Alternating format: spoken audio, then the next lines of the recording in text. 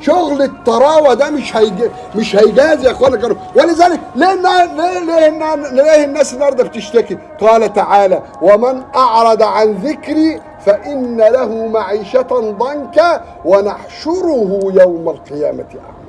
يبقى الضنك اللي الناس بتمر بيه والزعل ده والحزن اللي الناس بتمر بيه بسبب ايه؟ بما كسبت ايديكم ويعفو عن كثير. فنسال الله سبحانه وتعالى يعيننا واياكم يا اخوانا الكرام، نجعل الموضوع ده مقصود في حياتنا بحيث احنا نتغير ومن حولنا يتغير. انما لو شغلانه الطراوه وبالراحه ولما يقيم الصلاه كل ده يا اخوانا الكرام ليه؟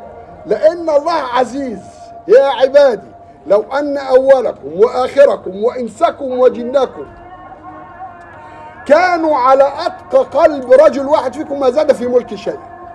يا عبادي لو أن أولكم وآخركم وإنسكم وجنكم كانوا على أفجر قلب رجل واحد منكم ما نقص من ملك شيء. يا عبادي لو أن أولكم وآخركم وإنسكم وجنكم اجتمعوا في صعيد واحد فسألوني فأعطيت كل إنسان مسألته ما نقص ذلك مما عندي إلا كما ينقص المخيط إذا أدخل البحر. شوف أنت كده لما تنزل إبرة البحر تطلع إيه؟